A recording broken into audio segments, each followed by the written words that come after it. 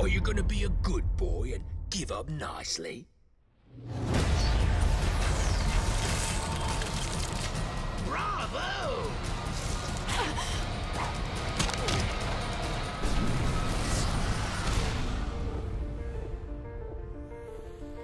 Welcome back to Retro Rebound. In today's video, we are going back to what I believe is the greatest superhero game of all time, Arkham City. We've talked about Asylum, Night, Origins, been saving this one for a special day, and it feels like this is that very day. So over on my Mr. Matty channel, I just put up my review for Suicide Squad Kill the Justice League. This was a game that I went in with an open mind, even though I was feeling kind of scared about what it was going to end up being, and I ended up not liking it much at all. But what I wanted to do was then connect with what I really liked about Rocksteady and do what I call as a check yourself experience, right? Because I feel that oftentimes we can be kind of consumed by our emotions in the moment, and that, yeah, I really want Suicide Squad to be this thing here, and it's not this thing I want, and therefore it's bad. But as I said in my review, I don't think Suicide Squad is a bad game. I think it's a little boring, a little repetitive, for sure. But I don't think it's bad. But I wanted to check myself and see, like, what is the Rocksteady magic? Am I just upset with what the game is? So I sat down and I played a little bit of Arkham City. There's a little 4K mod that you can get online. It's pretty awesome. Check it out. You're gonna see it in some of the gameplay on screen. Yeah, the magic is here. It is real. This is still one of the best video games ever made. And it wasn't a lightning in a bottle moment, because I think Rocksteady's made 3 tremendous superhero video games. I have a lot of love for Asylum and even Night, which was definitely the black sheep of the Rocksteady trilogy. But Arkham City is in a league of its own. Its story still blows my mind. Its setting is still fantastic. The amount of villains that show up in a natural way is beautiful. The combat is perfect. I have so much to say, but playing it after playing Suicide Squad just brought to light that same question I was left asking when I rolled credits on Suicide Squad, which was, how did we get here? What happened? So let's talk about Arkham City. If you're new here and you're the nostalgic retrospective or the occasional Batman video, we talk about the Bat a little bit here, consider subscribing. So I mentioned the story being mind-blowing, but it's not just about the shock factor that the game has at a particular point in the story that I won't spoil for you if you haven't played it yet.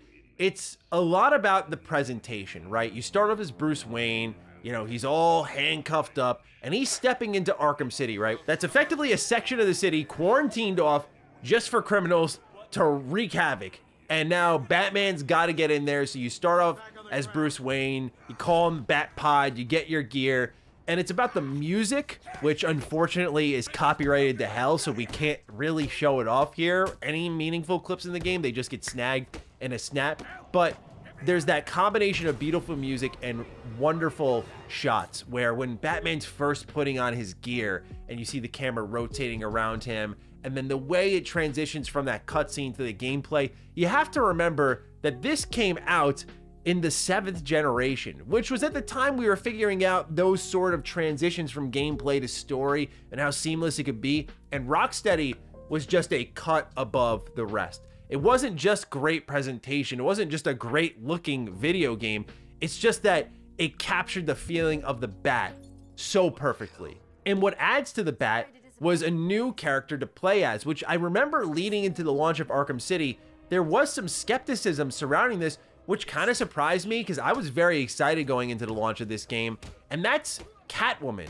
Having her here with her own missions and helping out Bruce in her own way, I think added a unique dynamic where these two are usually kind of chasing after each other, you know, reluctant lovers, if you will, but now they're working together because there's an ultimate evil. And I've always found in comic book storylines those to be the most captivating. Like, hey, we're kind of at odds with one another, whether it be morally, philosophically, or what kind of actions we take, but we are going to work together here, whether you know what's happening or not, because we need to take down the big bad here. It also hits a bit different on an emotional level, and I'll admit there was a bit of a sour taste in my mouth. I kept it out of my review because I feel like it's just the way things happened, unfortunately, but knowing Suicide Squad was Kevin Conroy's probably last performance as Batman in the Rocksteady Arkhamverse, you know, they were probably going to continue to make Batman games either way, in one way, shape, or form, and it was going to be eventually without Kevin Conroy. But playing that and knowing, like, yeah, that was it. Like, that was probably his last performance as Batman, and the quality of the game not matching, like, how incredible of a talent he is, and then going back to Arkham City, where, like, this is Kevin Conroy at his best, right? Like, what an incredible performance. Like, this is the Batman voice. And just to hear it there, it brought back some feels where the game never had sentimental value to me. Like, it was just an incredible comic book game. And I remember, like, buying it after school from GameStop, coming home, playing through the story, and just like Suicide Squad, ripped through it pretty quickly, unintentionally so, in the case of Arkham City, where I just flew on through that game. And I remember it was like the following day in the evening, I was like, oh my God, it's over. And my mind was blown, but it was so incredible. So yeah, this game now has the sentimental value of an actor that we all appreciate and that incredible performance. Now, like a time capsule here in this game that cannot be taken away from us. So yeah, there's the story elements that are there. There's the performance elements that are there. But it's really also the world. I think the concept of Arkham City goes a real long way. And it's also what you do within the world. One thing that I was left kind of feeling about in Suicide Squad was the content there. It's like, it's so unfun. I can't believe it's not Rocksteady, from the lack of personality in the gameplay kits for your respective characters, all the way to the mission design. And so playing Arkham City again in that check yourself moment was taking a look at it and going, okay, what's the quote mission structure in this single player game, right? And it definitely leans a lot on free flow and gadgetry. So the free flow, I mean, those two kind of intersect, but the free flow combat system speaks for itself. It feels really good. It feels really powerful, and they gradually add more and more elements. You can counter multiple enemies now. You can use your explosive gel and stun enemies. You can do ground takedowns, multi takedowns, and so on and so forth. And they just keep building out your kit. Like, after every significant piece of technology or gadgetry you get your hands on, there's a fight afterwards, and then you go out into the open world and you either continue the story or think of that Riddler trophy that you missed and go chase it down with that new tool that you now know you can use to get there. I think because there's that Metroidvania element in the Arkham series, that's what keeps the legs on the gameplay from not getting repetitive. Barring that, I think they've made the best action combat system ever, so you could just give that to me over and over, but there's a delicacy to it all, right? There were puzzles, there was investigation sequences. These things helped break it up, whereas looking at Suicide Squad, it was like, oh, escort missions. Nice. Like, how do we go from that good flow of here's a new tool, how are you going to use it in the world, how are you going to use it in this mission, how are you going to use it in combat, to something so one-dimensional? It was really surprising. But just looking at it in a silo on its own, Suicide Squad aside, that Metroidvania element is so enticing because it lets you get through side missions at times that you couldn't. But really, the Riddler trophies shine here. I loved collecting them all the first time I bought this game on the Xbox 360. I just remember finding like the remote control Batarang and being able to loop it into like a hole in the fence and feeling so cool, or staring at one of those multi-button Riddler trophies on the wall and thinking, how am I gonna hit all of these? And it's not until later in the game that you connect the dots, looking up guides for it. There are great memories installed in just getting all of the Riddler trophies, which we will pull back into Suicide Squad. They are more like Riddler challenges over there, like scan this, which is already in the Arkham trilogy, right? Like you scan an area or an item or a building, but there's also the puzzle element, which is missing. And you realize how much it adds to the experience when you're using your brain and you're using your gadgets and you're figuring things out in a really fun way, how much that adds to the Riddler trophy experience. So yeah, like the gameplay is really difficult to top. I almost don't think it's fair to compare Arkham City's combat and gameplay structure to anything else that Rocksteady does that's not like a third-person beat-em-up style combat system, because it's just not in the same stratosphere. But I was really looking at it in the terms of mission design, and it is quite literally night and day. You know, speaking of extra modes, there were the challenge maps. They've always been there, right? Like I remember Arkham Asylum on the PS3 had the exclusive Joker challenge map, and that was so cool to just get and have there. And then Arkham City like took it even a mile further and just had tons of them. Like the game just had content for days. You know, you never felt like you were on a shackle in Arkham Asylum. But that first part where you like drop down into the, I think it was the town hall building as Batman, you're fighting Two-Face's thugs. Just that moment there where it's like a sea of them and you're taking them all on. You just know this game is built so different from even Asylum, which was a phenomenal game on its own. And that back then, you got to remember, this was at a time where we thought maybe we got a one and done great Batman experience in Arkham Asylum. The fact that we got an incredible sequel in Arkham City was unfathomable. And I say that because, as we've documented a lot of times here on this channel when we've talked about a variety of superhero games, you grow up with a lot of bad ones and you start to expect that to be the case with all of them. It's like how anime games are, right? So it's just, you know, to get a AAA, high production value, massive budget sort of superhero game that gets Batman really well and has a story that's really unlike anything many of us had experienced. Again, just in a real league of its own from gameplay to storytelling.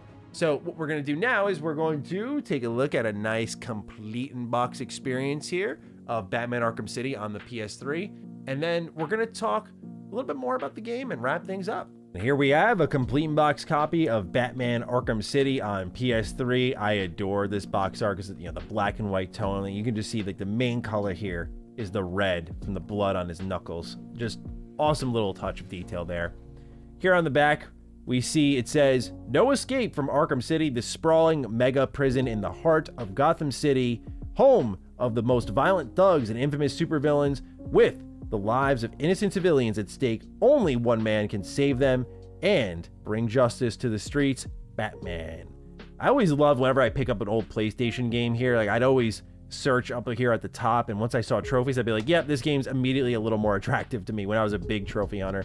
Otherwise, not many details here on the back. You can see in very fine print here, it says activate your Batman Arkham City pass to unlock Catwoman 48 as an exclusive playable character, because of course with the challenge maps you'd get little bonus characters. Here you can see Batman wiping the blood off his face, and we have a couple of interesting slips here that we can go through. So let's start off with this one, which I get a kick out of. The Gotham City's Imposters free online beta. This game actually, I kind of, look at that, the code's still there. I forgot that I had this. This game's still available. You can still download it and play it, although I don't know what much of the player base is up to nowadays, but that game existing is still a little bit of a mystery to me. Then you have the catalog here. As you'll see here on the inside, just lots of different things they're trying to sell to you. The Batman files, hats for the Joker, a game controller that looks like a Batarang, kind of cool there. What else we have here? Action figures. You have all new 3D glasses. Look at all this stuff, man. Just, yeah, they were like, yeah, Arkham's popular, right? Promoting the DC movies, you know, here, or comics and even the movie stuff here. So yeah, just lots going on for the DC universe. And then also the manual, which, yeah, it's a modern trifold one. Nothing great about it. On the back, no cool, fun promos to kind of reflect on. So yeah, it's a pretty good complete in-box experience, right? You get a lot of slips, a lot of fun stuff to reminisce on outside of the manual, but otherwise, that is a complete in-box copy of Batman Arkham City. I do want to compliment the tension that this game holds. I think it's really difficult to do that in an open world setting, but there were a lot of moments involving Batman and his health and his identity that I felt concerned about as I was playing the game. There was the question marks about Joker, where you knew in Arkham Asylum he just went above and beyond, and then you think throughout this game that like he might be dead. Like you don't know what's going on. Like the game does a good job of providing a lot of question marks and creating that tension where you can't help but mainline it. Like I remember just beelining through the storyline. So just to have that rare moment of tension in open world games, think about that nowadays. Can you really think of an open world game that's delivered that similar feeling I described? Maybe you can. I personally can't. I feel like open world games are so much about their side content, so much about keeping you there for dozens of hours.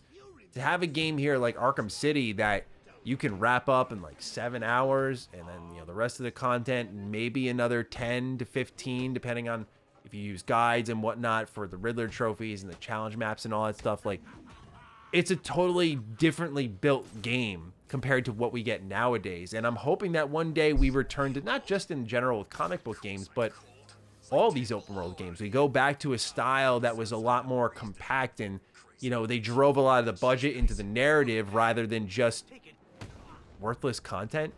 So yeah, top to bottom, Arkham City is still incredible, still such a memorable experience. I adore one thing in this game specifically. I always remember the first call you get from, I think it was Victor Zsasz. Like, you're just flying around the city, and then you just hear like a phone ringing in the middle of the street. You just pick it up, and I think it was Zsasz, and I love that component of this game, like how you bump into new villains. Like, they're not all just dropped there like, here's the sector of the map controlled by Mr. Freeze. It's like a part of the story, and as you progress, these become like side excursions you can go on. So just, oh man, from the gliding even, like I could just sit here and go on all day, but they killed it, man. Going back to it was just a good reminder that, like, okay, Matt, you're not crazy. You just didn't like Suicide Squad. It's okay. I felt a little more settled down after that. So, ladies and gentlemen, those are my thoughts on Arkham City, our first individual video on it. I'm looking forward to getting your thoughts on it in the comments down below. Do fire away. With that, take excellent care of yourselves, and I'll see you in the next Retro Rebound. Peace out.